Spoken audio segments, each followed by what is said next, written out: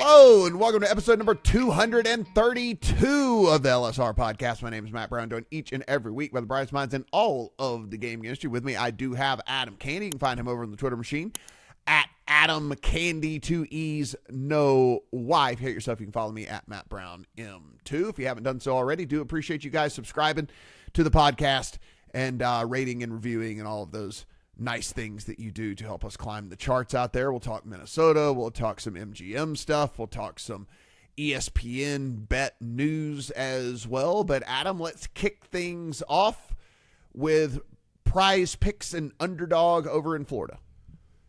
This might not be the biggest story, air quotes, on its face, but what it could mean to the greater discussion of DFS / fantasy sports versus pick'em, prop betting, whatever you want to call it, is vital here. So this week we got an announcement from PrizePicks and from Underdog that they've relaunched. If you remember, they had closed down in Florida in response to multiple cease and desist letters from the Florida gaming regulator, and they've reopened with a peer-to-peer product as opposed to an against the house product. Now, this is a discussion we have been having for a very long time when it comes to the pick'em games, right?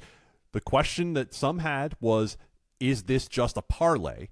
Okay, we understand that question. The other question that has been out there is versus the house versus peers, right? And the discussion we had for the longest of times when it came to DFS didn't really have to do with this, right? Because the old iteration, DFS 1.0, was contests that were being played against other people. Who you were playing against was often in question, but you were clearly not playing against the house. You were playing against other people. Now, with this situation, with PrizePicks and Underdog in Florida, the statements that both companies gave essentially said, we talked to regulators, we are putting back in a product that we feel fits the greater point that they're making, and that we hope for future changes to laws and regulations. But if this is where we landed, Matt, if other states were to land in the same place that Florida lands and say, yes, you can operate this product, it just needs to be in a peer-to-peer fashion,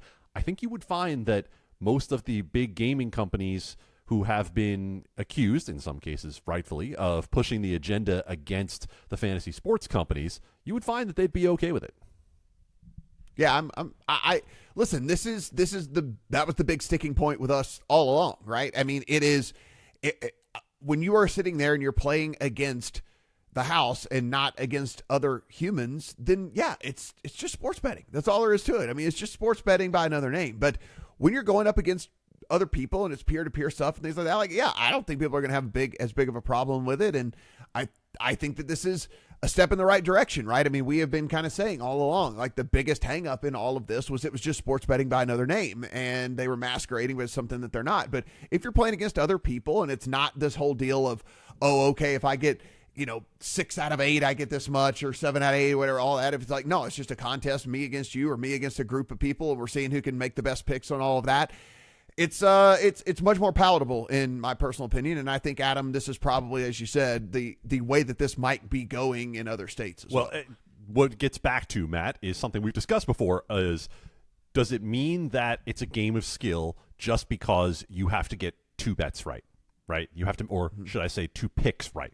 Does it mean that 2 or more turns it into a game of skill? And again, we're not going to litigate skill versus chance. That's been a decade in the making. But when it comes to this particular issue of playing against peers, realize also that we've been talking about for a long time, one of the, I'm not going to say existential threats, but long-term business development threats for any company like PrizePicks and Underdog that's offering a pick'em product versus the house was that DraftKings, FanDuel, et cetera, could choose to turn on something like that at any given time, and they have very large databases that they could access as well in states that do not have legal sports betting. And just watching the NBA playoffs last night, not only was there a push for it from DraftKings for their pick product, they had a Kevin Hart commercial that was describing a DraftKings product that is exactly what PrizePicks and Underdog are doing. And so not only do you have companies like DraftKings now saying, okay, we can get into this game as well, they're now actively promoting it.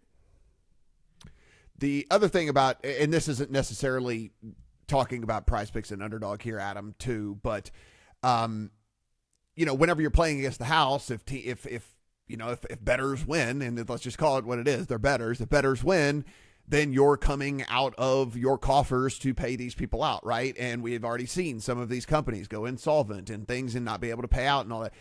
When it's peer-to-peer, the prize pool is made up of other people, right? And as long as you don't have people really, really screwing it up on the back end and there's not like impropriety going on and all of that, then it also takes away some of that we've been talking about too, right? Which is the money is being put up by us, the money by the people. And so the people are the people that are funding these prize pools, and therefore you have far less chance of, again, companies not being able to pay out, not being able to do stuff and things like that. So there's other things that just make this a better system. Well, and we talk about what Underdog does versus what PrizePicks does. Let's be very clear about something here, that Underdog has always had the other products, right? They've had best ball. You can play head-to-heads. You can play the types of DFS products that are well known to players who've been in that market for a long time. It's really PrizePicks that pushed that envelope even a step farther and said, no, we're solely doing over-unders, and we're doing them against the house. And so you just made a great point. I don't worry about either of the two companies you just mentioned going insolvent, but we have seen it with many other companies offering similar products that they have had payout issues. Let's head over to the stonks, and it's been a while since we have talked stonks here on the podcast, and used to be a little bit more popular of a topic with us here, but this one is pretty interesting because it does involve kind of, I'm not going to say the newest player on the block, but one that we were highly anticipating entering the market in ESPN.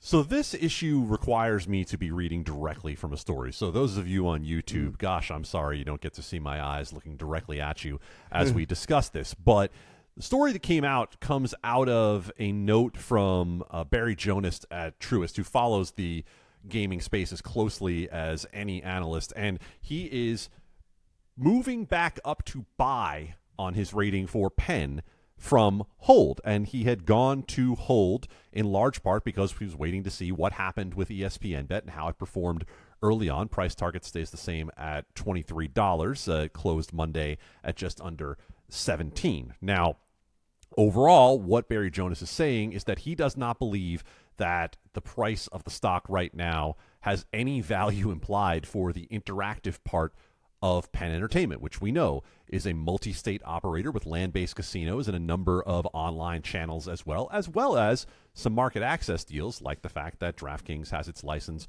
through a Hollywood casino in Pennsylvania. So, that being said, you look at right now what Barry Jonas is saying. He's showing that the market values Penn's land-based casino at 6.4 times next year's expected EBITDA, kind of close to the bottom of their historical range. Barry Jonas sees $455 million in additional losses for ESPN over this year and next, but reminds that the interactive segment is more than just the sports book. So basically what he's saying is that there's upside in Penn from ESPN Bet with any sort of reasonable growth over the next 2 to 3 years. Now, we can sit and debate what reasonable growth looks like for ESPN Bet. Does it ever get out of single digits without promotions? Because we've seen them scale back significantly on promotions here over the last few months since they launched at the end of last year. We've also seen them in the past week decide to bring in a new chief technology officer who was brought over from Disney, right? Essentially what you're seeing is Disney maybe not saying out loud, but saying, this guy over here has done a pretty good job for us, not only at Disney, but at ESPN in terms of improving our ESPN Plus and online products. We're going to go ahead and move him over to Penn and try to help get ESPN Bet moving the right direction as well. So there are reasons if you want to be bullish on what ESPN Bet's future looks like. I can point to things for you. If you want to be bearish, you can look at the fact that it really hasn't been a great performance here over the first 6 or so months of ESPN Bet. I think the marketing has been subpar. I think we look at how hard it's been for some people to sign up and the amount of time that it takes compared to other sportsbook as a reason to say, okay, they have some things to work out. But Matt, as you have pointed out many, many times, that brand is still worth something. And when you look at the amount of games that are going to be in front of ESPN viewers, you're going to have a captive audience for a very long time to come. Yeah, you talk about Penn, and I think, we just talk about Penn as their parent company as a whole a bit. I mean, if you're out there and you're like not incredibly familiar with Penn, as Adam mentioned, I mean, this is a company that owns several racetracks. If you've ever seen an Ameristar, if you've ever seen a Hollywood casino, a Boomtown, if you've ever seen L'Auberge Casino, Argosy Casino, any of those, those are all Penn properties. So if you've seen any of those are all Penn properties. So this is a major gaming company that I think that, whenever we talk about Penn, it's not just some little minor player. It's very easy for us to get wrapped up in the MGMs and Caesars of the world because they do have the big gigantic properties and all of that up and down the strip. And certainly even in the other states, they have these really fancy properties and things like that. But these regional casino companies are big companies and make a lot of money and have a bunch of properties. And I think last check, when I was looking at Penn, I think they have 40 different casinos and tracks that they own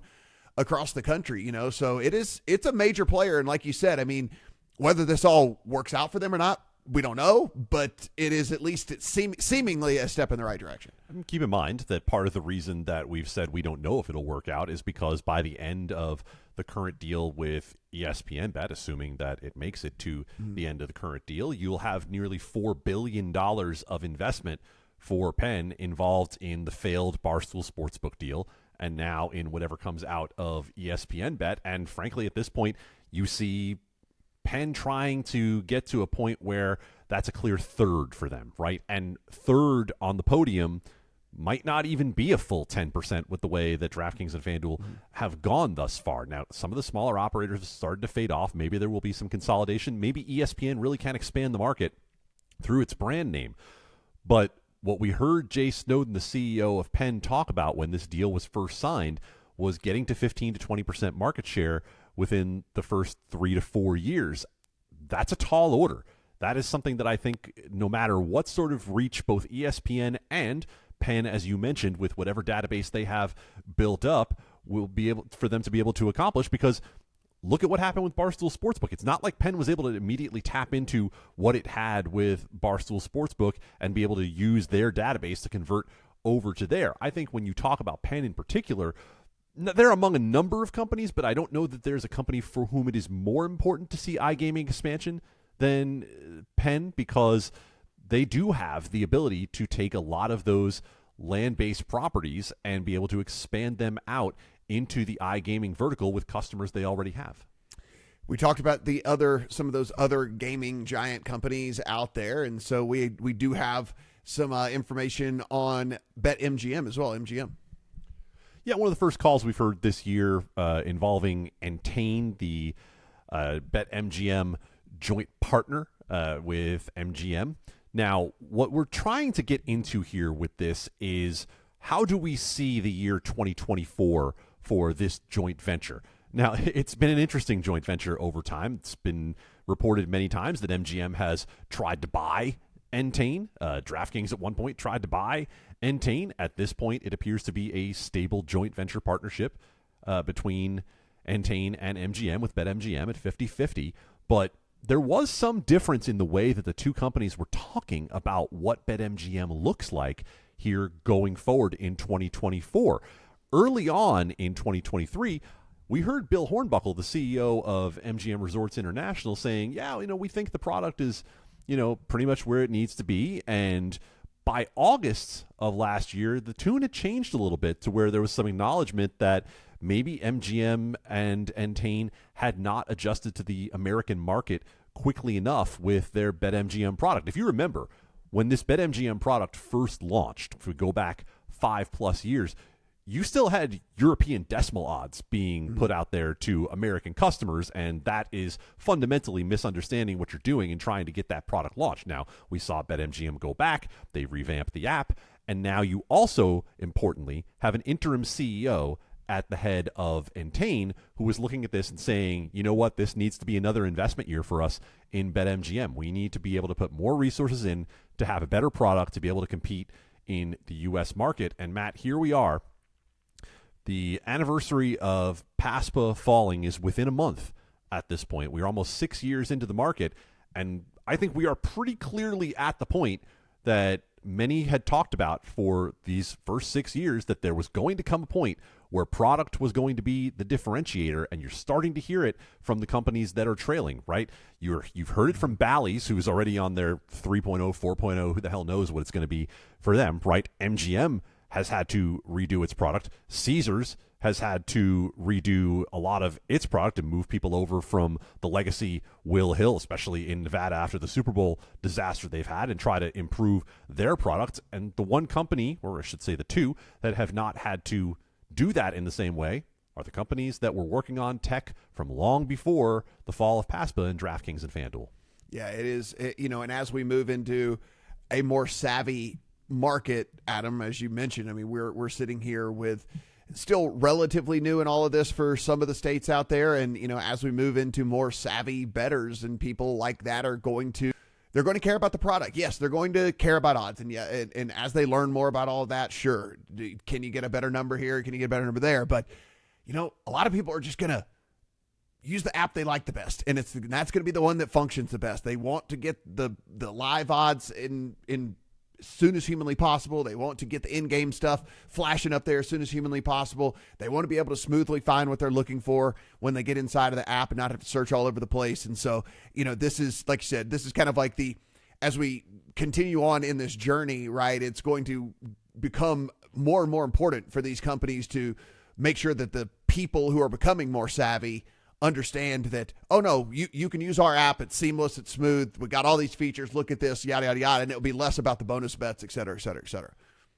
Yeah, and maybe not even just price consciousness and things like that. You talk about ease of use in the UX, but also you have to think about it from the sportsbook side as well and think they've talked plenty about how do we improve our parlay mix? How are we best serving same-game parlays to people, making it easy for them to bet these high-hold products? How are we getting prepackaged SGPs in front of them, or how are we making it easy for people to bet not only SGPs but live SGPs as well? And I know that is something that sounds like fingernails on the chalkboard to experienced bettors, but as we have discussed many times on this podcast, that part of the product ain't for you. Absolutely. It is. If you're the 1% screaming at the clouds, then it just kind of is what it is. 99% are the vast majority of everything. Take us home here talking about Minnesota. This was one of the most hopeful states at the beginning of the year, and with some news that we've seen over the past couple of weeks, it is more and more looking like Minnesota might not make it through this year. And we've talked about repeatedly, what is the issue? Well, it is a state that involves two governments. What do we mean by that? You have the Minnesota state government, and then you, of course, have tribal government interests, and tribal gaming has the exclusive rights to offer sports betting in the state. You've seen the Democrat Farmer Labor Party work very closely with the tribes to try to get something in place that grants licenses to the tribes and still creates a revenue structure where the state is getting something through its gaming compacts. But you have also seen that horse racing tracks in the state have found some close allies in the Republican Party in the state legislature, and they are pushing very hard for more than what they have gotten so far. They have gotten an offer of some level of revenue sharing. It is an offer that was increased this year from past years. They want licenses, and they have not gotten licenses, and the tracks have not gone along with that. Now we're at the point where the more recent news is that the tracks are suing tribes, and this goes back to fights that have nothing to do with sports betting. You want to read more about it, go see the article that Pat Evans put together at Legal Sports Report. No one understands the Minnesota situation as well as Pat does, but you're getting into fights that you've heard of in California before over cards and which games are offered and so on. And, it's a discussion that is devolving in very rapid fashion in Minnesota, and it's going to be out of the control of the legislature because go back to last year. What we saw with the Minnesota State Legislature was they knew that they had both houses of the legislature and the governor's office, and they wanted to move the things they could move to be able to prove that they were getting things done for their constituents. And they looked at sports betting as an issue that was not going to be easy to move last year, and they eventually put it to the side close to the end of the session and said, that's not one that we can focus on. well, I think the landscape's even tougher for them this year when it comes to sports betting, and we might be looking at another year on the back burner.